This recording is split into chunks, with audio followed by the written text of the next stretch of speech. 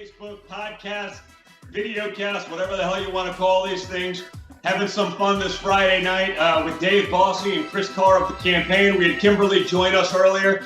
I think I wanted to do a little bit of recap because obviously, what I've been doing a lot of, in my free time here while trapped here with Kimberly is, getting on with a lot of our local teams, a lot of our volunteers, people who, honestly, they're going through a lot. I think we can recognize that. This is a brutal time in America, but our volunteers are incredible. And they're saying, listen, I want Donald Trump to make America great again, once we get through this scourge. This is an unprecedented attack, but I want the guy that built the greatest economy that America has ever known to do that.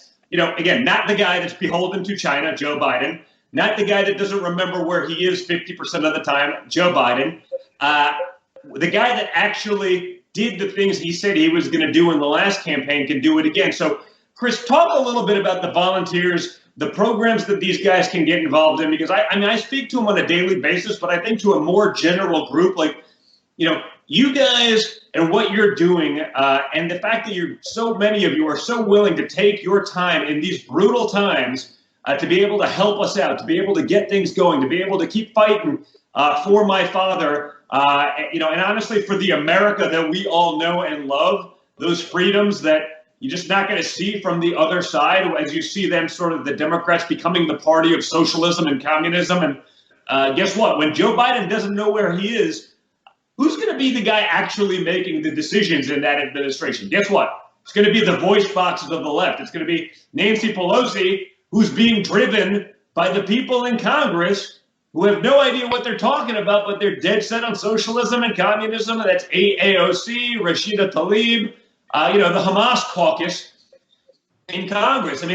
What can our people do? Because this is important, guys. Listen in, and if you guys can give us, a little bit of your time while we have some of this downtime or while we may be self-quarantining, I think it can really pay dividends to help building our team, driving our digital efforts, and keeping things going, because this isn't a fair fight. We are in, a battle that is an uphill battle against a mainstream media, against a social media, complex that's doing whatever they can to censor the strong voices who are out there speaking facts, speaking truth, coming up with the things that are going viral. You don't see that on the other side. And then obviously you got the Hollywood side. So there's so many influencers on the other side that are just, that can attack unchecked. If we do the same, we're stymied, we're deplatformed, we're literally thrown off of Twitter and Facebook and Instagram.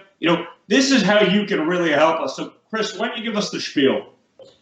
Well, first of all, thank you very much for having me on tonight. It's a true honor to be on your first show, Trigger. It was a lot of fun, too.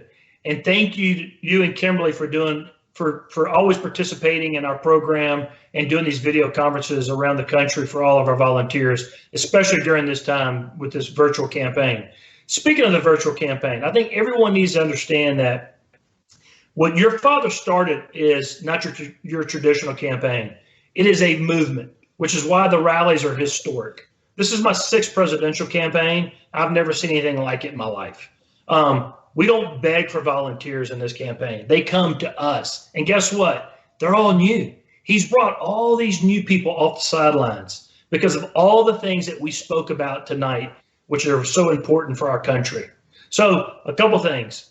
I would ask that everyone go to the Apple store on their iPhone. They can download. It's a brand new app. It's the official Trump 2020 app. It is cool. I was playing with it a little earlier. It's got tutorials on how to do Trump talk. You don't have to drive any longer, 15 minutes away from your house to do a phone bank. You can do it from the comfort of your home. And what a great time to do it during a virtual campaign. It will also teach you how to become a digital activist right from your iPhone. So that's one thing. Another thing is we ask is that if you can just text Trump to 88022, that's another way to get involved. But everything that we're talking about tonight, and a lot of what we were talking about was the mainstream media and how they don't give us a fair shake. They don't give your father a fair shake. And when they don't give President Donald J. Trump a fair shake, then they're canceling all of our voices out. And the way that you can speak up is get involved in this campaign, become a Trump neighborhood team leader, because it's going to be up to us to get the message out. We can't rely on this lamestream media at all. So again, thank you very much. Let's please get involved. Our goal is to have 2 million volunteers. We're at 1.2. We get to 2 million volunteers. That will be historic. Yeah, and one thing I would say, and I say this to a lot of our, especially the young people that are involved, because, honestly, and I've learned this in politics a little bit older, but I learned it from my father at a young age. The more you have time to interact with people in this way, it's not just going to help us politically and you sort of extend this American dream that we've been living. It's going to help you in other ways in life. I mean, being able to break out of your comfort zone. I mean, utilize this, as a, sort of a self-learning tool to be able to get out of that comfort zone, talk to a stranger, convince them. I mean, that thing, I learned that early on in life when my father was like, sort of in our family, it was you don't get anything you don't ask for. So being able to step out of your shell that way for our young volunteers, I think will also pay dividends. You're going to learn a lot just in that process about yourself. So if you have that little bit of free time, download the app, go to DonaldJTrump.com, check out the options of, what you can do. And again, there's going to be people that feel comfortable with one thing, but the more you do these things, the better you're going to get at it. And again, I think they're going to pay dividends in other parts of your life, totally outside of politics. I just think it's something that you'll be able to do to help better yourself as well. If I could just for a second, that is exactly right. The volunteers are the lifeblood of the Trump campaign. It was in 2016. That movement that Chris was talking about was tremendous. And we were signing people up. We were registering people to vote at the rallies. We were getting literally thousands and thousands of volunteers every day pouring in. Chris, how many volunteers have we signed up in just since the quarantine has started? How many people? I've heard it's a big number. So, and thank you for that question. So we decided to go virtual on March 13th, and that was a Thursday, I believe. That following Saturday was a National Day of Action. And since that time until last week, we've had right at 276,000 new volunteers. Now, let me put that in perspective, guys. In 2016, we had around 750,000 total volunteers between the RNC and Donald J. Trump for president. We had 276,000 just in 3 weeks? Maybe a month.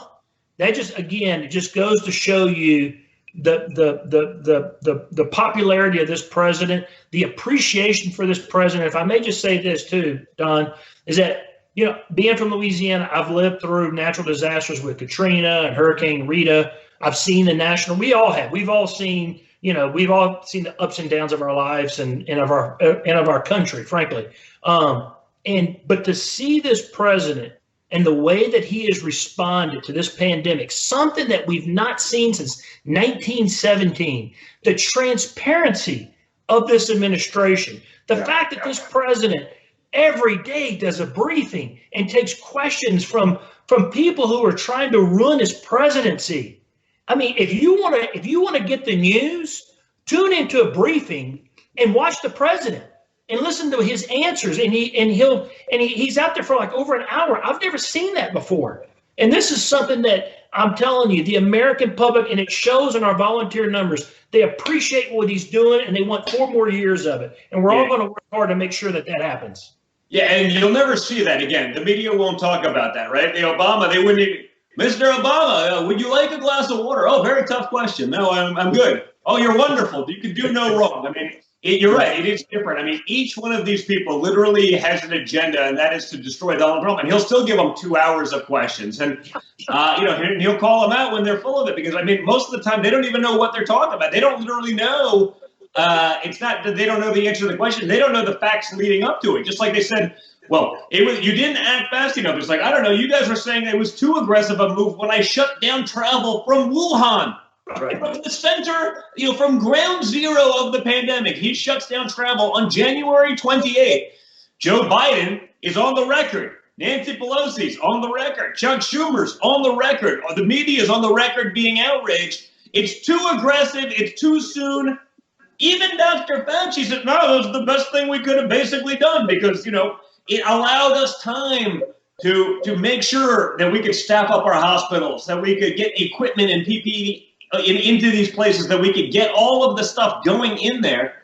But now they say, oh, he didn't do enough. I go, what? But if we did your playbook, literally tens of thousands more people. And they say, no, but 40,000 people came in from the area after that. But they don't tell you that they're literally Americans abroad that we were letting back in home. So they try to make it seem like he let in tens of thousands of people who were sick. No. He let Americans back home that were trapped abroad. Like, I don't know. It seems like it'd be a part of the Constitution that you could come back to your own country. So they try to skew the numbers, but they don't get into the details of how those numbers are there. So, again, guys, that's what we're up against. That's why we need the volunteers. That's why I appreciate both of you guys and everything that you're doing. Thanks so much. We will make America great again.